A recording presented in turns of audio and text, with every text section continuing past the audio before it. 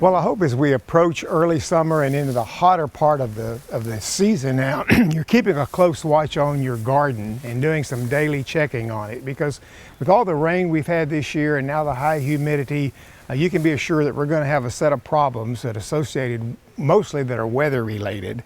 And so whether it's your ornamental garden or your vegetable garden or your fruit garden, I hope that you're keeping a close watch on it. Today we're just going to do a short walk through, look at a few plants in the vegetable garden. Many of these you've seen if you've watched us on some earlier segments as we've planted them and watched them grow.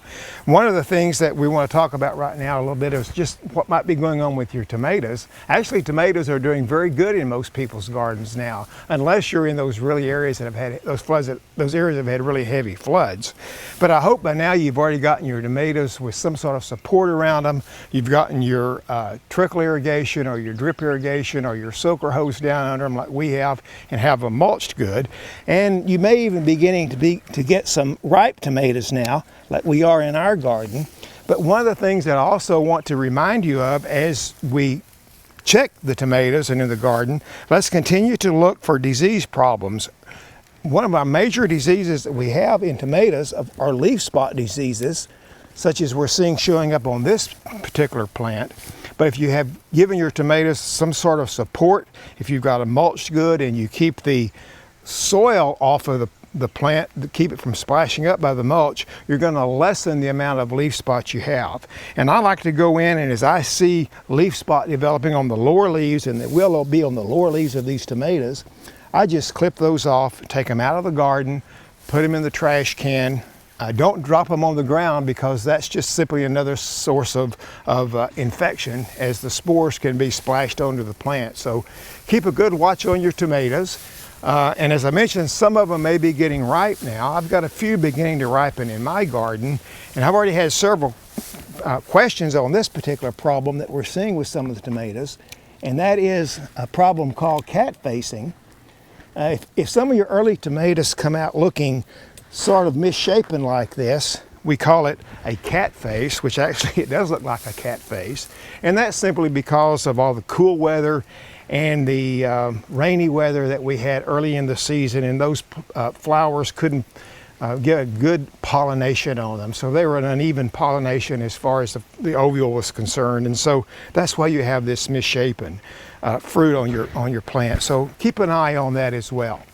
Now, as we look over into the beans, remember that we planted beans earlier in one of the shows, and the beans are really beginning to set well. We have a lot of beans over here in our raised bed, and they're really getting to the point now where we can begin to even pick them, particularly if you like the smaller beans. One of the things that I want to caution you on is when you're working with your beans, or you're picking your beans, or whatever you're doing, weeding, be sure and do it later in the day when the plants are dry.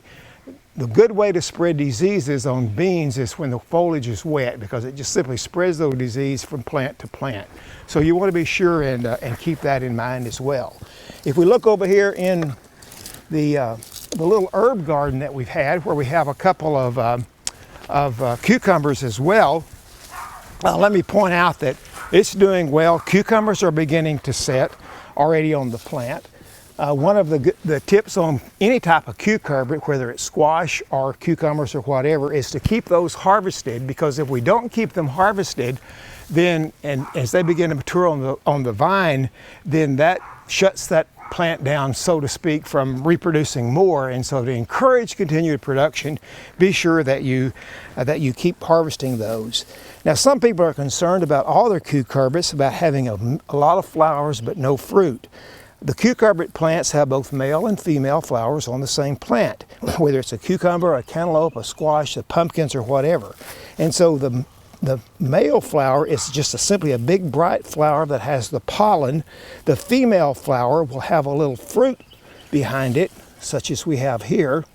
And so if you have all male flowers right now, that simply means that you have to wait a little while, and the female flowers are going to form, and then you will start getting fruit like we have on this. On most cucurbits, we find that there are many, many more male flowers than female flowers. But on this particular vine of the cucumber, we've got all these male flowers. If we look over here, we have almost all female flowers. So this one is probably typical, about one to one. And then a couple of more things in the garden that you might be checking on this year, if you have them in your garden, are the strawberries. Strawberries are beginning to put their runners out now. And so be sure and check for your strawberries. Hopefully you've got them mulched. Since they've already put their runners out, they should have already been renovated. If you're going to renovate your bed, it might be a good time to put down a little bit more nitrogen, because it's the nitrogen fertilizer that promotes runner growth on the strawberries. And so you want to be sure and keep a close eye on those. Keep them watered well when the rains stop, because those strawberries really need a good growing season to produce those runners, which will be your fruiting plants for next year. And then finally, let's take a look at our peach tree again. We've shown the peach several times on the shows earlier this year. Remember, the last time we looked at the peach tree, we were going ahead and thinning, and I have thinned this peach tree now. The fruit are roughly about 6 to 8 inches on the average. We've seen some nice sized fruit on these. Although, one thing I do want to mention is there are a few limbs that I missed. And there's a couple of limbs over here where I didn't really get the fruit thinned very well. We have a lot of fruit still left on that. And this fruit, I just pick a couple of those off. I've got to come back and thin some more. As you can see, because of that, are quite a different size than those where they're thinned. So if you've not thinned your peach tree yet, if you've already thinned it and it looks like it needs it again, now's the time to go through and do a second thinning on that, so you'll get some nice fruit on that, not only on size, but also keep from breaking that limb.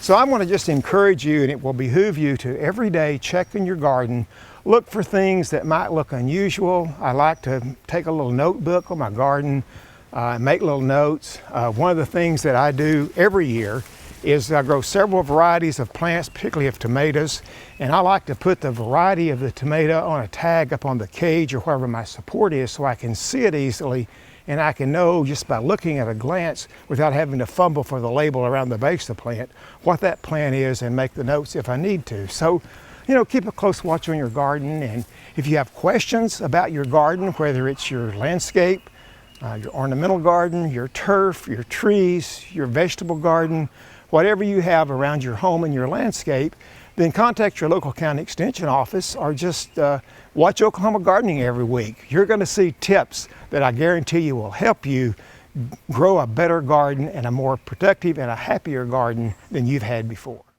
We hope you enjoyed this video. It's part of our Oklahoma Gardening YouTube channel. You can also find even more videos on our OK Gardening Classics YouTube channel. And join us on social media for great gardening tips, photos, and discussion.